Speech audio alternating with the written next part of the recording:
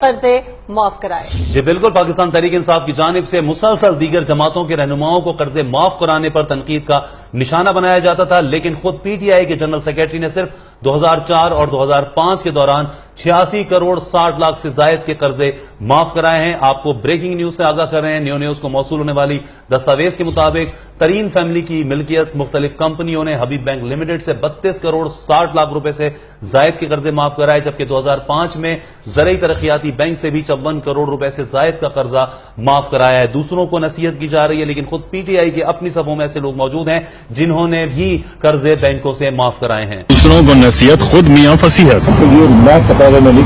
جہانگیر ترین کے بچوں کی بھی آف شور کمپنیز کا انکشاف۔ جہانگیر ترین نے اعتراف بھی کر لیا، آف شور کمپنیز کے شور نے اچھوں کے چھکے چھڑا دیے ہیں۔ وزیر اعظم کے بعد تحریک انصاف کے اہم ترین رہنما سیکرٹری جنرل جہانگیر ترین کے بچوں کی بھی آف شور کمپنیز کا انکشاف ہوا ہے۔ جہانگیر ترین نے تسلیم بھی کر لیا ہے کہ یہ آف شور کمپنی ان کے 4 بچوں کے نام پر رجسٹرڈ ہیں۔ کمپنی کی برطانیہ میں املاک ہیں جو ایک ٹرسٹ کے ذریعے چلائی جاتی ہیں۔ جہانگیر ترین کمپنی کا نام اور دیگر املاک کی تفصیلات گول کر گئے۔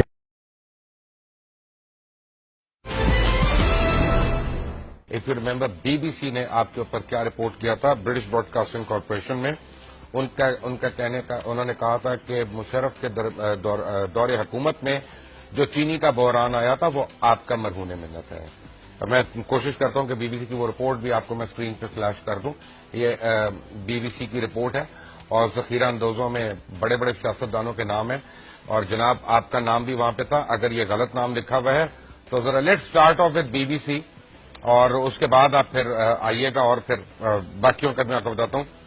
What people do not know is کہ جہانگیر خان ترین کا شمار پاکستان تحریک انصاف کے صف اول کے رہنماؤں میں ضرور ہوتا ہے، یہ ان کے بڑے امپورٹنٹ رہنما ہیں، لیکن بہت کم لوگ جانتے ہیں کہ 90 کی دہائی تک وہ ایک گورنمنٹ اس میں پنجاب یونیورسٹی میں لیکچرر تھے، اور وہاں سے ایک رائز جو ہے وہ شروع ہوئی، اور آج ان کی شوگر ملیں جو ہے ان کی پیداوار جو ہے 60,000 ٹن سے زیادہ ہے، اور یہ ٹریڈنگ کارپوریشن آف پاکستان کے سب سے بڑے کانٹریکٹر ہیں۔ اور ان کے بعد بی بی سی نے سب سے پہلے یہ الزام لگایا کہ چینی کا بحران مشرف کے زمانے میں ان کا مرہون منت تھا، اور بی بی سی کی ایک رپورٹ کے مطابق جہانگیر ترین جو جمال الدین والی شوگر مل کے مالک ہیں، انہوں نے 46,920 میٹرک ٹن چینی دیگر مالکان کے ساتھ مل کر ذخیرہ کی، جس کی وجہ سے چینی کی قیمت 20 روپے سے بڑھ کر 120 روپے کلو تک پہنچ گئی، اور اس ذخیرہ اندوزی سے شوگر مل مافیا نے اربوں روپے کمائے۔ گنے کی پیداوار میں کمی اور چینی کی ذخیرہ اندوزی کی وجہ سے چینی کا بحران پیدا ہو گیا۔ جہانگیر ترین جنہوں نے 40,920 ٹن چینی اپنے گوداموں میں روک رکھی تھی، انہوں نے اس بحران میں 941 کروڑ روپیہ کمائے۔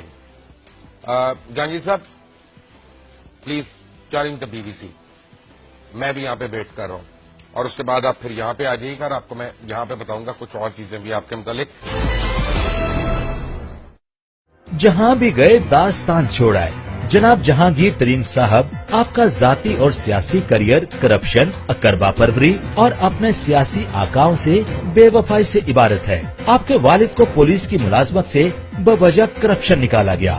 اس کرپشن کے پیسے سے آپ نے محلات اور صنعتی امپائر کھڑے کیے۔ دستاویزی ثبوت کے مطابق آپ کے والد نے متاثرین اسلام آباد اور فوجیوں کے نام پر پرمٹ حاصل کیے، جہاں آج جھیلوں، رن وے اور باغات کے لیے مشہور آپ کا 7,100 کنال پر مشتمل فارم ہاؤس قائم ہے۔ 1960 تک یہ اراضی سرکاری ملکیت میں تھی۔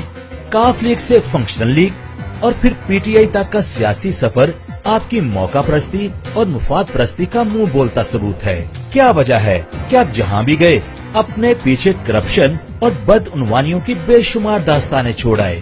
آپ سٹیٹس کی سب سے بڑی علامت ہوتے ہوئے موجودہ سیاسی نظام میں تبدیلی لانے کا دعویٰ کرتے ہیں۔ کیا آپ بتانا پسند کریں گے کہ آپ نے اپنی سیاسی حیثیت کا فائدہ اٹھاتے ہوئے بینکوں سے اربوں روپے کے قرضے کیسے معاف کروائے؟ انڈر انوائسنگ کرتے ہوئے اپنا ذاتی جہاز کیسے درآمد کروایا؟ ڈکٹیٹر پرویز مشرف کے دور حکومت میں جب آپ وزیر صنعت و پیداوار بنے تو آپ نے گندم کی پیداوار سرپلس دکھاتے ہوئے اس کی برآمد کا حکم دیا، جس کے باعث ملک بھر میں گندم کا تاریخی بحران پیدا ہو گیا۔ اس مصنوعی بحران کے خاتمے کے لیے آپ نے 3 ماہ بعد कई गुना जायद कीमत पर गंदम की दरामद का हुक्म दिया, जिसके नतीजे में मुल्की खजाने को $280 मिलियन का झटका बर्दाश्त करना पड़ा। आपकी इस खुल्लम खुला करप्शन के खिलाफ आपकी अपनी पार्टी के चौधरी परवेज इलाही ने आवाज उठाई और आपको शदीद तनकीद का निशाना बनाया। परवेज मुशर्रफ के दौरे आमरीत में बहसियत वजीर खसूसी इक़दामात आपने फरवरी 2005 में शुरू किए जाने वाले पीने के साफ पानी मंसूबा में जो घपले किए, कौमी एहतसाब ब्यूरो इसके खिलाफ तहकीकात का आगाज कर चुका है। रूरल स्पोर्ट प्रोग्राम में अरबों रुपए की करप्शन की कहानियां जुबाने ज़दे आम हैं। आप कानून की खिलाफ वर्जी करते हुए अपनी फर्म जमालदीन वाली शुगर मिल का जहाज सियासी मकासद के लिए इस्तेमाल करते हैं।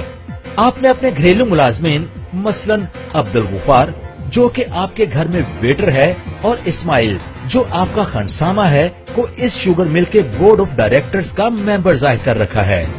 जी हाँ, आपकी इन्हीं नाजायज और गैर कानूनी हरकतों, कारोबारी चालबाजियों और मोहसन कशी की आदत के बायस आपके सियासी गुरु और बरादर निस्बती मखदूम अहमद महमूद साहब आपसे कतई ताल्लुक कर चुके हैं।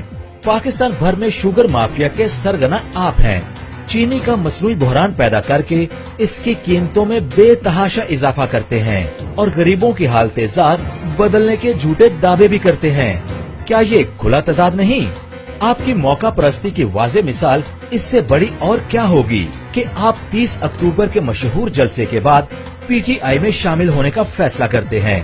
पीटीआई में घुसपैठिए के तौर पर शामिल होकर आपने पार्टी चेयरमैन की खुशनुदी के लिए अपना जाती जहाज वक्फ कर दिया। आपकी मनमानियों और बेजा दखल अंदाजी की वजह से बेशुमार नजरियाती कारकुन पार्टी छोड़ गए। काबिल एहतराम जस्टिस वजीहुद्दीन पर मुश्तमिल तहकीकाती कमीशन ने इंटर पार्टी इलेक्शन में आप पर टिकटों की तकसीम में करप्शन के संगीन इल्जामात आयद किए और आपकी पार्टी ओहदे से फिलफोर बरतरफी का मुतालबा किया। जहांगीर तरीन साहब, आवाम आपको जान चुके हैं, अब आप भी जान लें। मुफाद परस्ती और करप्शन के जमाने जा चुके, आपकी हकीकत बेनकाब हो चुकी है।